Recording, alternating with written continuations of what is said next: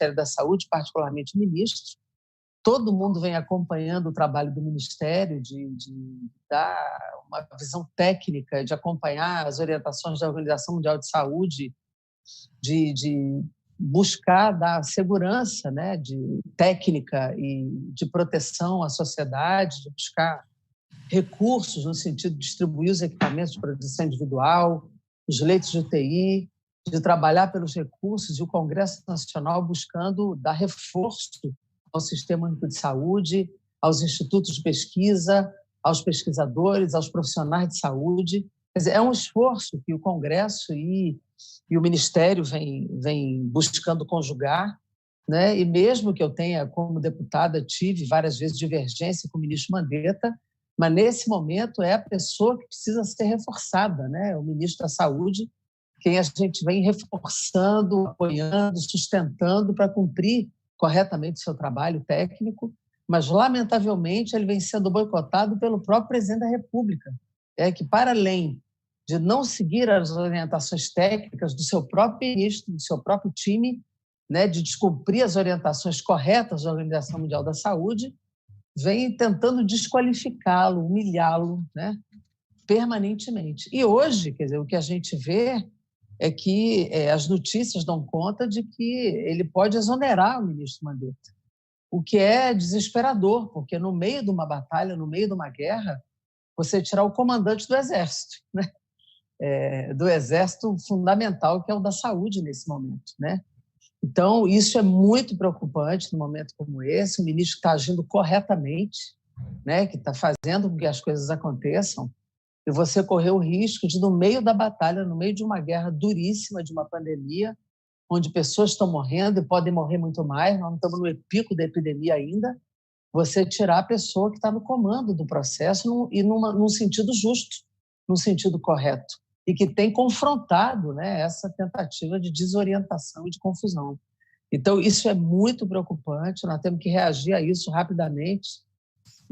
Estou tentando fazer contato, inclusive, nesse momento, com o presidente da Câmara, com as pessoas, para que a gente tenha mais notícias sobre isso. Hoje pela manhã falei com o ministro, logo cedo com o ministro Mandetta, perguntando o que ele precisava de mais apoio do Congresso, o que nós podíamos fazer, buscando saber de notícias dos equipamentos de proteção individual, de orçamento, de recursos.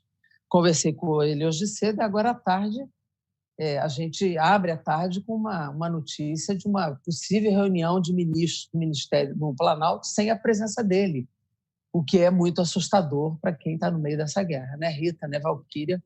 Seria bom que vocês comentassem sobre isso, como mulheres atuantes, ativas, preocupadas com esse processo, para que a gente possa entrar nessa discussão das mulheres nesse momento da pandemia.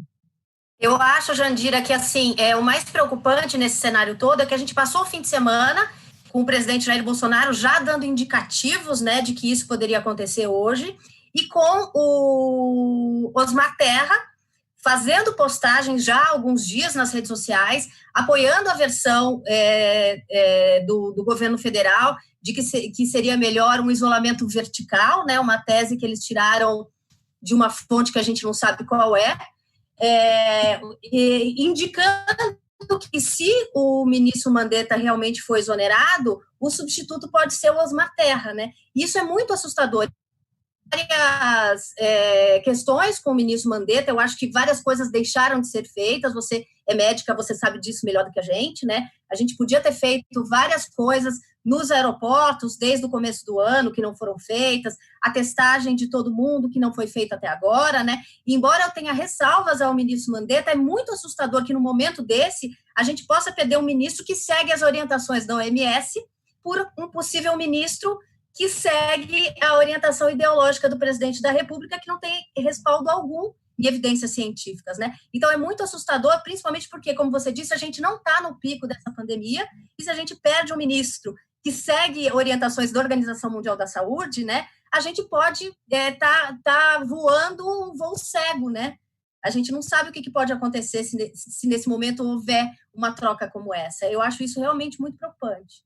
Não, gente, é mais uma prova, porque o Bolsonaro ele vem numa campanha contra a ciência e contra a informação, né? E a troca do Mandetta pelo Terra é uma movimentação evidente de mais uma desmoralização do campo da ciência, né? Ele se movimenta para garantir o funcionamento das afirmações ideológicas, né? Como se a questão da saúde pudesse ser resolvida no campo ideológico, né? Obviamente, as ações dele são movidas pela ideologia que ele segue, que é de desprezar a classe trabalhadora, né? Desprezar as mulheres, inclusive, que são as pessoas que estão na linha de frente, não só dos cuidados das suas famílias, mas, inclusive, nos postos, né, de enfermagem, que tem contato direto com as pessoas.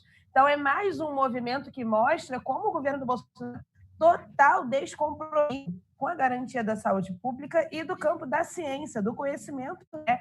Ele parte imediatamente quando a OMS consegue, né, enfim, um canal com o governo brasileiro através do Mandetta, né, que a OMS vinha sendo ignorada pelo presidente, aí quando o Mandetta se coloca como um interlocutor justo, digamos assim, né, de respeitar, o Bolsonaro vem e impõe uma força para mostrar que o governo dele não vai seguir, né? Não, e olha,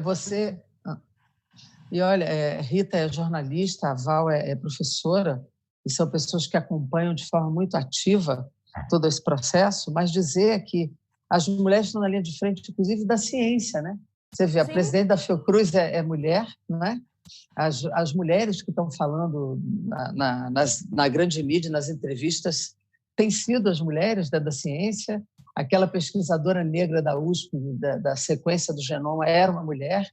Né? Quer dizer, as mulheres estão dando um show, né, nesse processo. E o que é mais assustador é que é como se fosse uma disputa entre o núcleo olavista, terraplanista, contra todo o restante, né? Quer dizer, é uma disputa de fato absurda, da anticiência contra a ciência. E o Osmar Terra, o que me assusta é que ele é médico, né? Ele é médico e não deveria estar se vinculando a esse núcleo olavista. O isolamento vertical ele foi testado, inclusive, na Itália. E a gente viu no que deu. Quer dizer, já há uma comprovação científica de que não deu. Que não deu certo, né? Isso pode ter um custo político muito grande para o governo Bolsonaro, né, Jandira? Porque hoje saiu o Datafolha e 76% das pessoas aprovam o isolamento social. Porque uma coisa é você ser negacionista em coisas que não são comprovadas imediatamente, né? Então, claro, você pode ali ficar negando o aquecimento global e só os nossos netos e bisnetos sentirem um pouco mais na pele o que é o aquecimento global. Agora, você negar o que está acontecendo, você negar uma pandemia que em 2 semanas mostra para a gente que ela realmente existe, quando a gente começa a perder pessoas próximas, gente que a gente conhece, né? Então, assim, o custo político disso parece que também está sendo ignorado por ele, né? Porque se ele tivesse aberto a Folha de São Paulo hoje e visto o Datafolha, peraí, 76% das pessoas aprovam o isolamento. Então, aquelas pessoas que saíram na rua ontem na Paulista ou em outras cidades são minoria. Essas pessoas que vão para a rua falando, vamos trabalhar. Eles não querem trabalhar, eles querem que as pessoas que trabalham para eles voltem ao trabalho. É bem diferente, né?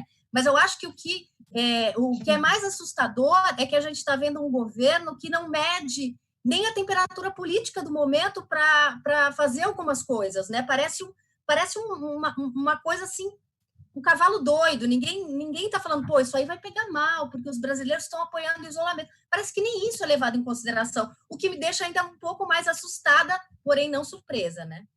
Eu acho um custo político, viu, Val? Só um complemento, quer dizer, além do custo político, tem um custo que é irreversível, que é o custo das vidas. Essa perda de vidas o que é mais apavorante é que nós vamos perder gente. Isso não tem reversão. Nós temos hoje, vamos dizer, 500 mortes, mas podemos chegar a centenas de milhares, né? Porque nós temos uma subnotificação. O número de pessoas contaminadas não é de 11 mil. Isso é o que a gente conseguiu testar e comprovar. E o que a gente não testou? Né? A gente não está testando todo mundo que está contaminado. O que morre é um número absoluto. Ok, morreu e você testou. Mas o número de subnotificações de pessoas contaminadas, que pode vir a ficar doente, que pode vir a morrer, se nós fizermos o isolamento errado nesse momento, nós podemos ter um pico da doença em 2 semanas. O que nós estamos fazendo hoje vai repercutir daqui a 2 semanas. E o que nós fizemos na próxima semana vai repercutir dali a 3 semanas. Então, é muito estressante a gente ver algo acontecendo dessa maneira, não é? É muito estressante isso. Então, tem um custo político e talvez nós tenhamos que medir as nossas medidas políticas diante disso. Até aqui, nós nos preocupamos em fazer o quê? O dinheiro do SUS, fazer o orçamento segregado, ver o FPF-PM, resolver o problema dos equipamentos de proteção individual, tratar as medidas emergenciais da renda mínima, ver como é que nós vamos proteger emprego e proteger... Mas, diante de determinadas condutas, talvez a gente tenha que ver como a gente para esse tipo de crime, né? Nós vamos ter que, talvez, repensar a nossa conduta política diante dessas coisas, né? Val, eu te interrompi, desculpe. Não, nessa linha ainda, porque eu acho que, inclusive, nesse momento, né, que a gente, inclusive, não pode ir às ruas, para exercer alguns tipos de... A gente precisa contar... eu participei, inclusive, de uma live outro dia que eu dizia exatamente isso, né? Que os parlamentares, nesse momento, são a linha de frente da nossa oportunidade de disputar essas coisas, né? Porque estão ali nas instâncias onde isso está sendo decidido. Agora, embora fique... Eu não me surpreendo com o Bolsonaro, porque, obviamente, ele é um cavalo desgovernado, a gente percebe isso, o destempero e a incapacidade de calcular o risco das suas movimentações, mas eu acho que ele não está esse posicionamento dele como um risco político, né? Porque a verdade é que, durante toda a campanha, ele vem se construindo como uma figura que rema contra a maré e ganha apoio popular nesse sentido. E a verdade é que, se a gente olhar para o Brasil hoje, afundado no desemprego, porque o número de desempregados vertiginosamente, o número de trabalhadores informais, de gente que trabalha por conta, essas pessoas estão desesperadas com a situação da quarentena. Elas têm necessidade de voltar a trabalhar. Então, na verdade, eu, na postura de Bolsonaro, porque muita gente olha e pensa, não, ele é um louco, ele é desgovernado. Eu acho que toda a loucura dele é extremamente calculada. Ele conta de que essa movimentação de dizer que as pessoas têm que trabalhar, têm que garantir, etc., vai ter apoio a ele, né? Mesmo que nas instâncias oficiais isso mostre uma irresponsabilidade, a verdade é que há muita desinformação, muita gente que não entende mesmo, muita gente que vai acreditar que é minha e muita gente que está desesperada para ganhar o pão de cada dia, né? E que, infelizmente, ainda acha que o Bolsonaro é uma figura que está remando contra tudo que está aí, né? Então, eu na verdade, acho que ele busca um ganho político se dizendo contra todos, assim como ele durante 2018 e assim se elegeu, né? E aí, bom, eu vou puxar o gancho aqui da Val, porque ela trouxe essa angústia. Aliás, Val, tem tempo que eu não te vejo, né? É bom te ver, pelo menos aqui por vídeo. E olha que a gente é da mesma cidade. Mas essa questão da angústia de estar em casa, de estar em isolamento, levantou também algumas notícias em relação à violência doméstica.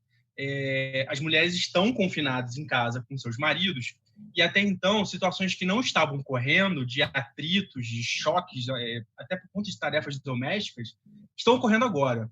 E a própria ONU alertou para isso, né, de que está ocorrendo aumento no mundo, nos países que estão adotando o isolamento. No Brasil, o Ministério da Damares chegou a noticiar que houve um aumento de 16% no Disque 180, e no Rio de Janeiro, nosso estado do mandato da Jandira Fegali, pelo menos 50%. Mas eu queria ouvir de vocês, principalmente de Jandira, que foi relatora da Lei Maria da Penha, construiu o texto final da lei, como a gente pode sair também dessa situação de forma que as mulheres vítimas... Jandira saiu? Não, eu estou aqui. Jandira está aí? Eu estou aqui, eu estou ouvindo. Beleza. Estou ouvindo. Às vezes eu não sei, não estou me vendo, mas eu estou ouvindo. Da Rita e da Val, que o Mandetta acabou de me dizer, que o Mandetta acabou de mandar uma mensagem dizendo que foi chamado para a reunião.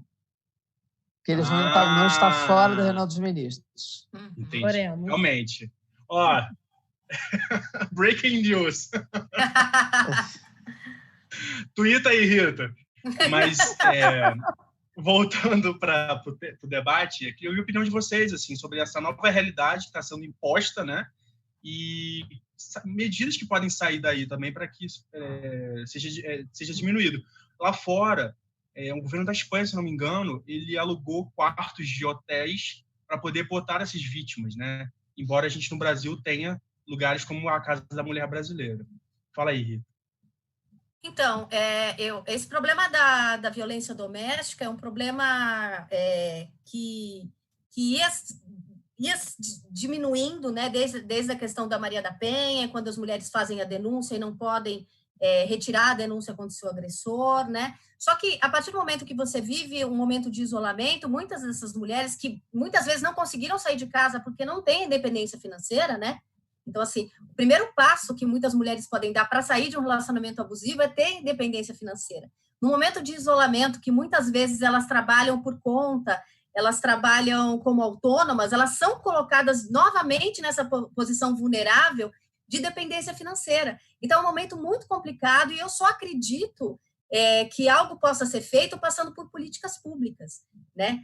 Não dá para a gente pensar em ajudar essas mulheres nesse momento onde cada um está isolado dentro da sua própria casa, se a gente não puder contar com políticas públicas para ajudar essas mulheres, né? Então, eu acho que a gente deu vários passos atrás no momento em que agressor e mulheres agredidas estão sendo obrigados a viver no mesmo ambiente por esse momento tão terrível que a gente está vivendo, né? Então, assim, quem é que vai estender a mão para essa mulher? Até as delegacias, muitas vezes, estão fechadas de fim de semana, funcionando em esquema de plantão. Como é que a gente vai socorrer essas mulheres que estão vivendo com esses agressores, né? É muito complicado, é uma coisa que só pode ser feita se for feita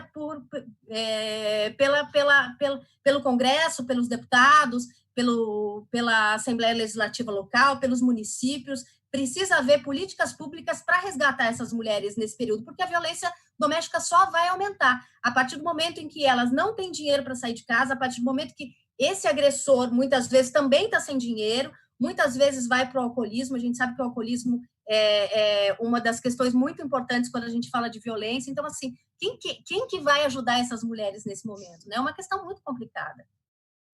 Bruno, o Bolsonaro chegou a falar sobre isso em redes dele, dizendo que era normal, que o cara fica preso dentro de casa com a mulher e aí ele fica estressado com a quarentena e ele vai bater. A culpa era do isolamento, né? Exatamente. Não do machismo estrutural. O problema era a quarentena. Ficou preso dentro de casa com a mulher e aí ele vai bater nela porque está isolado. A gente fica preso com eles e não bate. Então, mas na declaração de Bolsonaro era isso. O cara vai estressado de estar com a mulher dentro de casa. E aí, qual é a grande questão? Eu acho, de fato, eu tenho concordância com a Rita de que isso passa por política pública, mas, por exemplo, a renda mínima, né? Quem vai receber essa renda mínima? Né? Geralmente, se o cara é o provedor da família, mesmo que no mercado informal, ele é que vai ter o cadastro para receber isso. Então, é importante que essa renda mínima tivesse atrelado ao critério das mulheres, por exemplo, como Bolsa Família, uma prioridade, né, para que essas mulheres possam se garantir de forma, né, a estruturação de locais onde elas pudessem estar abrigadas. Muitas DEANs não estão funcionando, né, ou estão funcionando com policiais masculinos atendendo no revezamento dos plantões, e é importante que a gente estabeleça algum tipo de fiscalização desses espaços, né, que nesse momento outros recursos, talvez inclusive digitais, podem ser lançados para a reunião dessas denúncias, né? Essas denúncias e, principalmente, a criação de locais onde essas vítimas possam se abrigar nesse período, né? Levando em consideração o fator dos filhos, por exemplo, né? Que é sempre uma questão para você afastar as vítimas de seus agressores, mas, de fato, não tem como resolver isso sem passar por política pública e medidas emergenciais. Niterói, por exemplo, né? E, aliás, Niterói está dando um show aqui, eu quero fazer o meu bairrismo, que Niterói está dando um show no combate, mas uma medida poderia ser replicada para o caso das agredidas. Rodrigo Neves arrendou um hotel que estava fechado no Niterói para abrigar moradores de rua, para que os moradores de rua tivessem acesso ao processo das higienizações, né, como tomar banho e etc. Então, ele fez, né, ele meio que remontou o hotel para atender a população de rua. E eles estão ficando nesse lugar.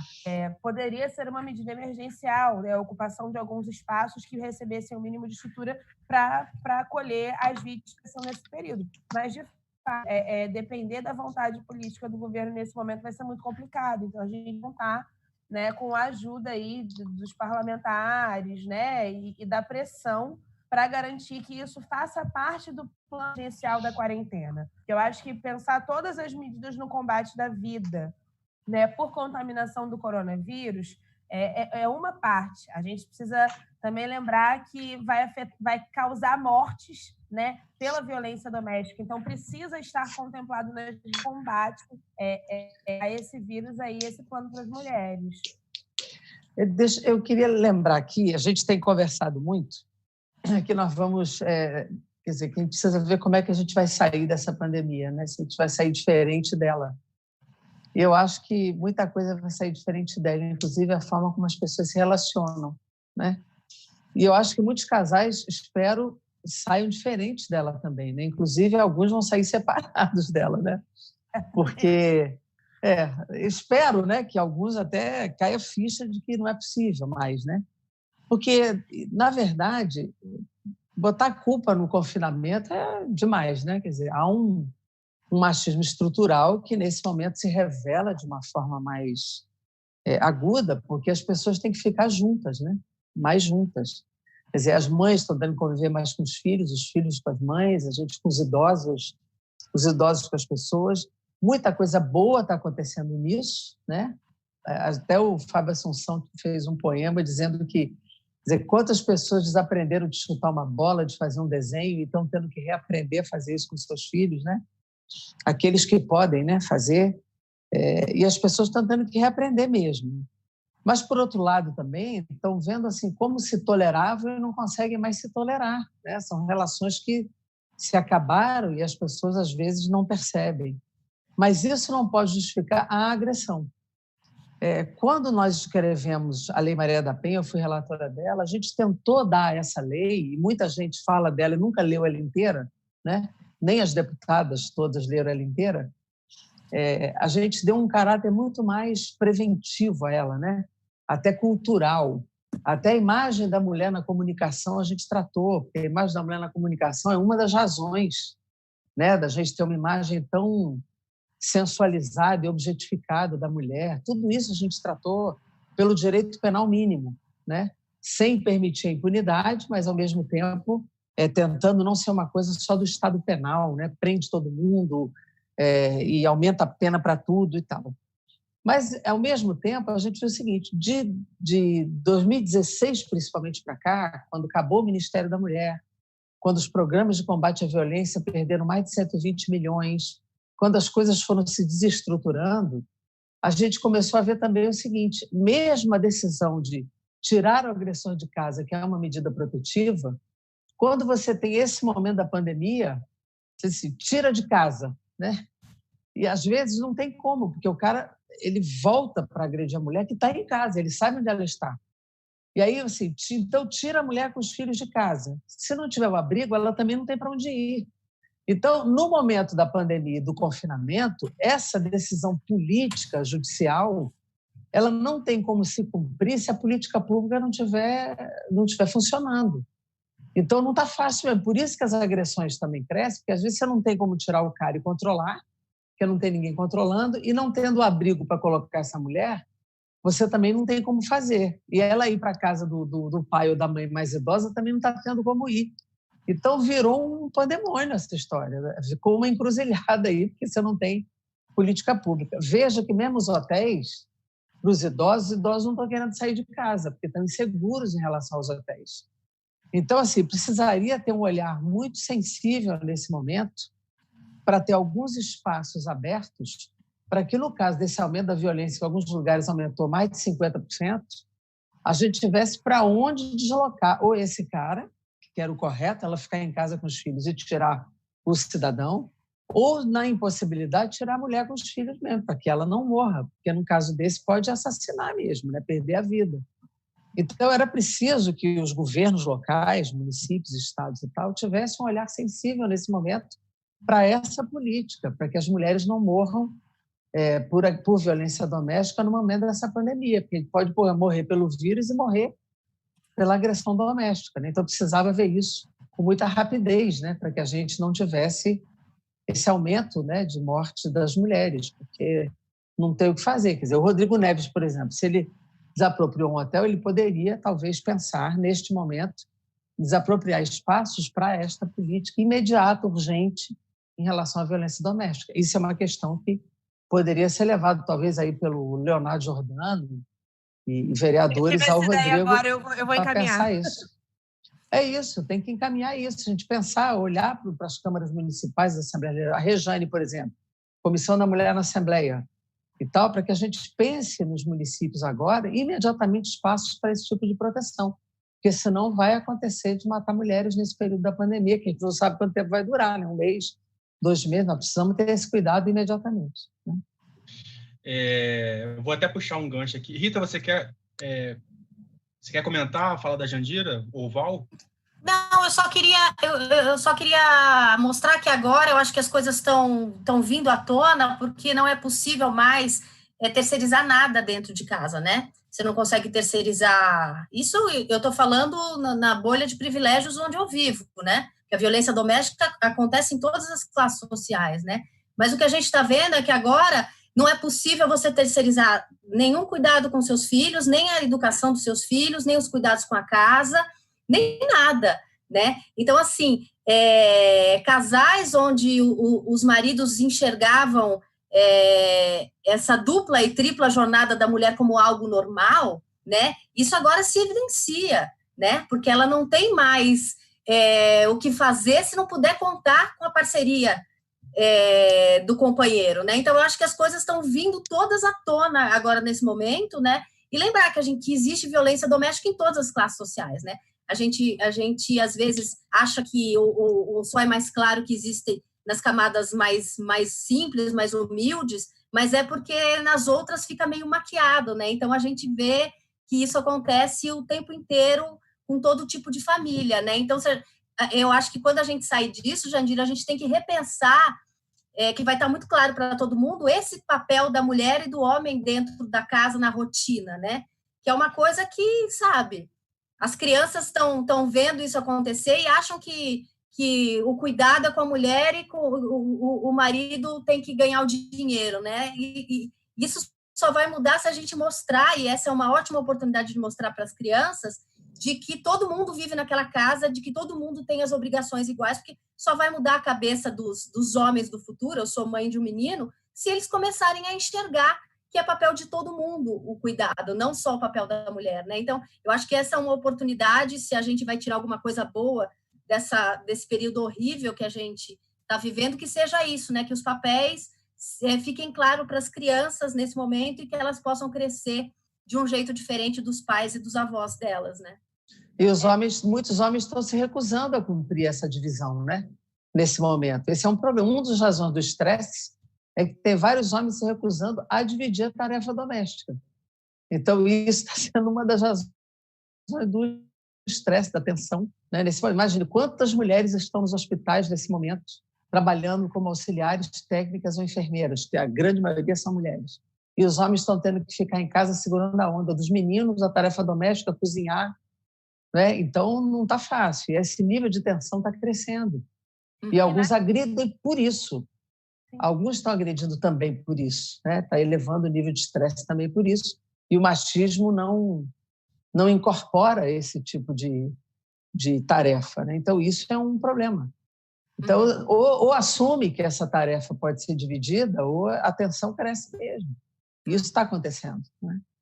Oi, Jandira, nas classes populares a gente observa, né, que a carestia de recurso, ela coloca os homens, os pais de família, num estado de tensão, porque quando o Bolsonaro diz, né, de forma justa, que o cara fica preso com a estressado e por isso ele bate, embora ele coloque isso como uma natural da vida, a gente sabe que isso faz parte de uma estrutura que o machismo ele não é cruel só com as mulheres, mas também com os homens, né? Que cumpriu uma série de atribuições, inclusive sustentar a sua família, né? E quando não cumprem, são diminuídos na sua masculinidade. E o que a gente observa é que no momento que grande parte dos pais de família são trabalhadores informais e não estão conseguindo colocar o sustento de casa, você observa um número altíssimo de depressão, né? em homens que estão ali na meia-idade, 80 anos, que não conseguem mais emprego, né? E estão deprimidos, porque não conseguem sustentar as suas famílias, né? E se sentem desmoralizados.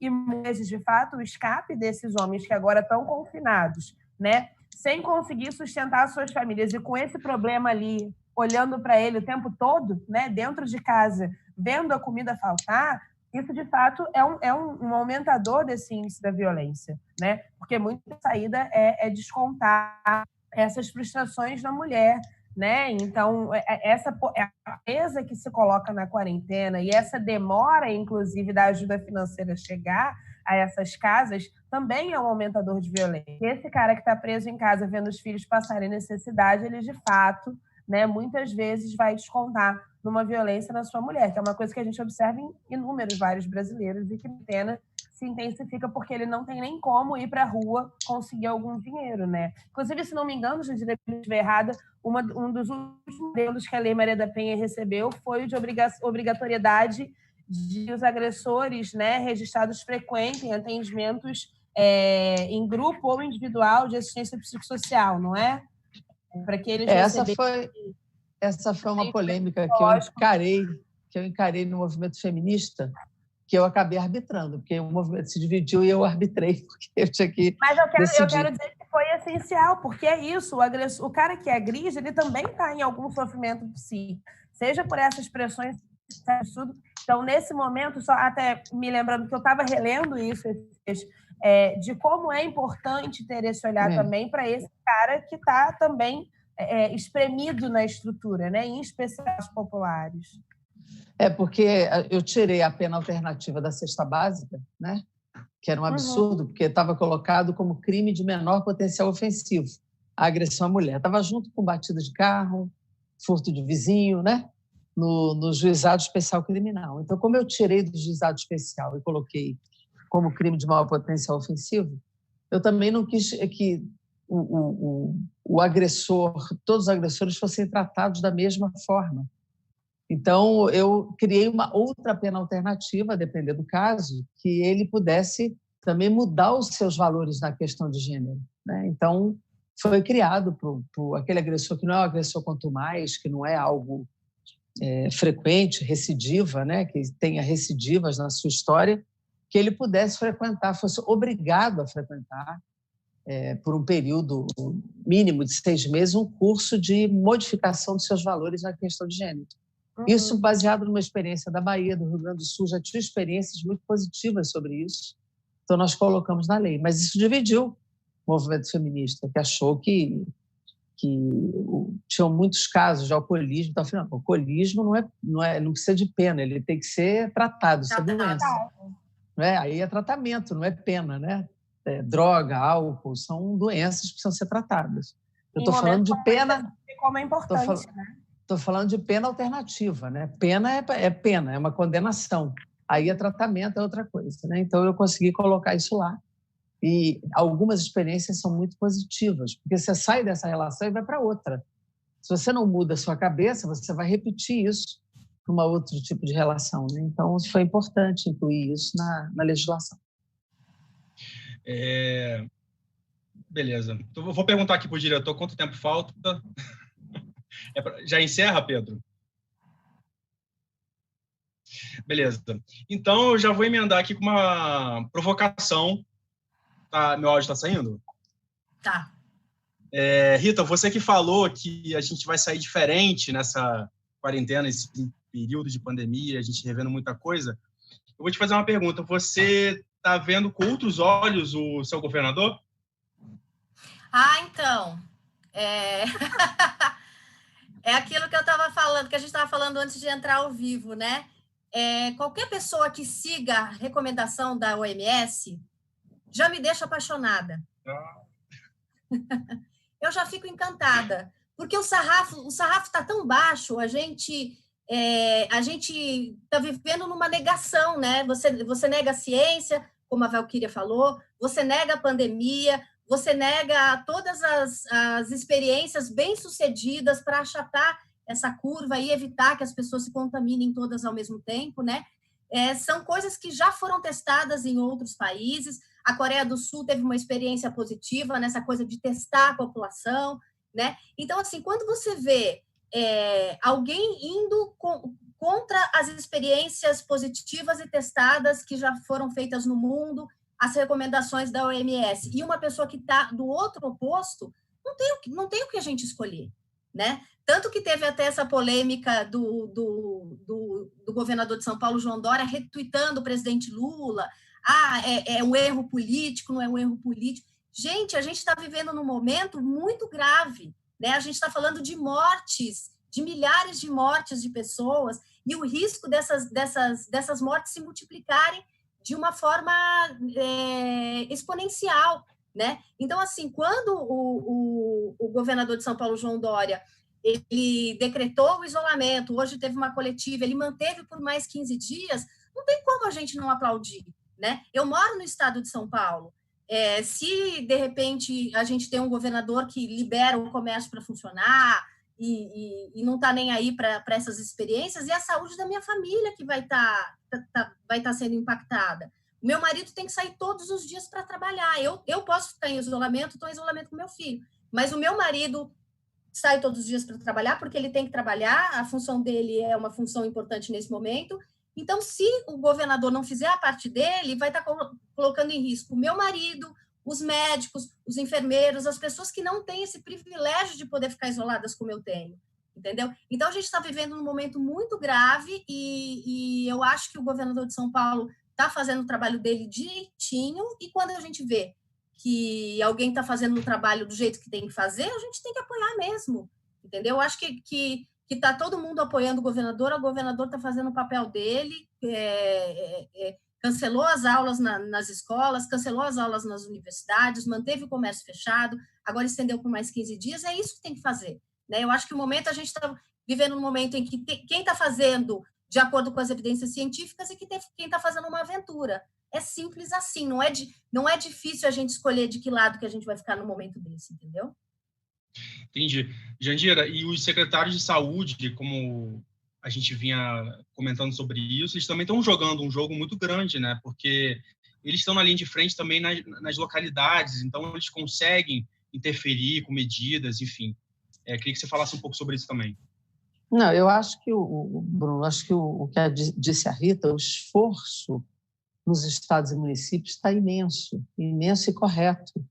O problema é que eles não têm os instrumentos operacionais na economia, por exemplo, que a União tem, né? A União ela tem como fazer um déficit fiscal e emitir título, emitir moeda, pode rodar a maquininha, emitir moeda. O Tesouro tem 1,3 trilhão em caixa, ele pode emitir moeda, ele pode fazer um déficit de 2, de 3 trilhões. Os estados não, né? Os estados eles vivem sobre operação de crédito, empréstimo bancário, em banco público, ou banco privado, ou empréstimo internacional. O torniquete no pescoço deles é muito maior. Então, qual é o problema? O governo federal não tem comando. Eu estava outro dia até brincando, dizendo aquele filme de apertem os cintos que o piloto sumiu. Quer dizer, o Bolsonaro, ao invés de ficar passeando por aí, devia estar sentado na cadeira para ver o seguinte, como é que eu resolvo rapidamente a renda mínima, que chega no bolso das pessoas. Ao invés de editar uma medida provisória que suspende o contrato de trabalho e reduz salário, era nesse momento para fazer o que o mundo inteiro está fazendo, pagando a folha de salário das pequenas empresas, garantindo o emprego de todo mundo. Nós é que estamos elaborando o projeto nesse sentido para botar na pauta, para derrotar a medida provisória do governo. Nós aprovamos o orçamento segregado, através de uma PEC, votamos em tempo recorde, no mesmo dia, primeiro, segundo turno, tudo, para liberar todos os instrumentos econômicos. Os estados e municípios não estão recebendo dinheiro. Não, o dinheiro que era para ser repassado não foi repassado, né? Então, assim, é um sufoco. E ele, ao invés de coordenar com os governadores, ele cria problema com os governadores, ele cria arestas com os governadores, ele não coordena o esforço nacional, né? Então, o problema é que a gente está sem, por exemplo, toda a dificuldade de equipamentos de proteção individual. O governo já era para ter chamado toda a indústria têxtil, indústria de polímero, a Petrobras, gerado o parque industrial para essa produção. Está com dificuldade de insumo, vamos ver como resolve. Então, era para o comando político nacional estar resolvendo isso. Não era o ministro da Saúde que tinha que estar vendo isso. Isso era o ministro da Infraestrutura. O problema dos aeroportos que você falou, Rita, era o Ministério da Defesa estar resolvendo, junto com a vigilância sanitária. Quer dizer, esse comando tinha que ser um comando do gabinete de crise lá em janeiro para resolver. Então, assim, não há comando, não tem esse comando, não há celeridade para nada. Então, isso, de fato, é um problema. Então, a gente vai ter que... Essa frente ampla que a gente vem falando há um tempo, ela está se formando na prática, na vida. Os governadores, vai de Flávio Dino a Dória, falando a mesma língua nesse momento. Que é isso, tem dois lados nesse processo. Aqui, agora, está fácil de identificar, quer dizer, qual é o campo que a gente tem que estar junto nesse momento. E o Bolsonaro vai se isolando com aquele grupinho terraplanista dele louco lá, está lá todo mundo. Mas a grande maioria da sociedade vai se juntando num frentão, num campo do bom senso, pelo menos, né? Do bom senso, da ciência, da orientação, do que deve ser feito para salvar a vida das pessoas, que é o que a gente está tentando fazer. E essa frente ampla está se construindo. O Caiado já está aqui, que apoiava o Bolsonaro até ontem, né? Porque está tão óbvio, né, que não é possível fazer o que ele está fazendo, e ele vai se isolando na sociedade também. Até o Vereza, até o Carlos Vereza. Outro dia disse, não dá, né? Não dá. A Regina Duarte entrou em confinamento até da voz, né? Ela não fala, confinada mesmo. Ela foi para casa e ficou muda. Então, eu acho que a gente está numa situação insustentável como ela está. Insustentável, muito complicada. Então, gente, para a gente finalizar, Val, você quer também comentar? Não. Val tá bem, Niterói tá ótimo, gente. Niterói ali... Tá aqui, né? Mas a gente está com ele por enquanto. Na quarentena, a gente está com ele. Mas, Val, tem um governador aí muito louco também, né? Mas tá... Tem uns loucões aqui, mas eu tô na bolha dessa vez. Eu tô em Niterói, Rio de Janeiro, né? Aqui tá não pode passar da ponte. Não posso passar da ponte. Literalmente. De verdade, Você está bloqueada, Val. Você está bloqueada. Estou bloqueada. Agora, Niterói construído auxílio com outros municípios, né? Mandou uma grana para São Gonçalo. Aliás, eu vim para cá da minha família em São Gonçalo, tá apavorada. Não tem quarentena aqui. As pessoas estão andando pelo mundo. Maria. As lojas fechadas e as pessoas andando. É uma coisa louca, porque, de fato, é uma população que tem menos informação e está menos consciente, né? E tem menos político de popularizar essas medidas e essa informação, que, infelizmente, é terra de coronel ainda. Mas Niterói mandou para cá para a construção de um hospital, né? E tem feito parcerias com o Maricá, municípios próximos, para a gente tentar criar um isolamento de fato. Então, assim... E as igrejas também não fecharam, né, Val? Então tem esse problema também. Niterói tem muito evangélico, tem uma população evangélica alta e as igrejas não orientaram o fechamento. Não fecharam. Então, São Gonçalo está, está sendo aberta, todas as denominações abertas. Niterói não está, né? Niterói fechou e a polícia fica passando, mandando todo mundo para casa. São Gonçalo não. São Gonçalo tem muita igreja evangélica. E os templos estão abertos, né? Então é muito preocupante. Gente, para encerrar, eu vou fazer aqui uma pergunta que a gente vem fazendo nas lives. Quem já acompanha sabe. Inclusive, aproveita agora e se inscreve no YouTube, pelo amor de Deus, aquele que pede. Pelo amor de Deus.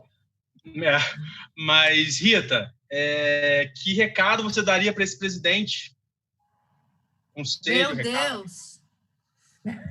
Olha, se ele tivesse ouvindo a gente, se ele estiver ouvindo a gente, é que ele governe, né? Ele foi eleito, ele teve 57 milhões de votos, e ele tem que governar. As pessoas estão perdendo emprego, as pessoas estão passando fome, as pessoas estão adoecendo. Então, assim, é um momento, né, que ele tinha para sentar na cadeira e para resolver o problema, né? Os problemas, que são vários, não criar mais problemas, né? Então, assim, eu acho que o único caminho que pode tirar a gente disso é a ciência, né? A ciência, a tecnologia, é o diálogo e é o bom senso, né? Então, assim, eu acho que ele precisava sentar a bunda na cadeira, começar a ouvir as pessoas e começar a resolver. Isso, sim, seria o cenário ideal, né? Ele foi eleito, ele tinha que governar. O que a gente está vendo é que ele não está fazendo isso. Val. Não consigo pensar em nada que não seja politicamente incorreto. Eu até engoli meio seco e fui republicana. A Rita foi super republicana. Eu tive um tempo para me preparar, assim. Cara, eu diria para o Mandetta no comando um tempo e fazer uma quarentena, assim, entendeu? Ficar em casa, curtir a mulher, os filhos dele, aquele trio de malucos lá que ele pariu, botando mundo. Cara, eu diria para ele sossegar e deixar o Mandetta no comando por esse período e depois ele volta. Que pelo menos a OMS a gente ia seguir. Como eu não acho que ele vai governar, é melhor ele pegar o boné e vazar. Exatamente. Finalizando, Rita, aonde a gente pode te encontrar nas redes sociais? No Twitter, né, Bruno? Então vai, gente, segue a Rita no Twitter, que é maravilhosa, inclusive. @Rita Lizauskas. Isso. Com K no final. Com K, né, Rita? Com K no final, isso. Para mim, eu ainda me inseri no mundo do Twitter. Demais para mim, eu não sou capaz ainda. Então dá para me achar no Facebook, exatamente, @Valquíria Nicterói, tudo juntinho, como escreve meu nome. Me sigam lá. Agora, eu só queria o último recado assim para essas mulheres, assim, não deixarem de denunciar, não é? Não se permitirem morrer, né? Não deixarem de denunciar e ficar em casa, né, gente? Porque agora esse negócio de isolamento é real. Vamos ficar em casa, mas não se permitam a violência. Não se permitam, gente. Denunciem no 80 mesmo e vamos juntos, vamos viver, né? Vamos ficar vivas, porque isso é fundamental. E agradecer muito a você, Rita, que é incrível, tenho maior admiração. Eu e a também, você, Jandira, Val, obrigada. E a você, Val, minha querida Val. Estamos juntas aí, tá? Obrigada, Bruno. Obrigada, Pedro. Aliás. Beijo, gente. Beijo. Beijo. Tchau.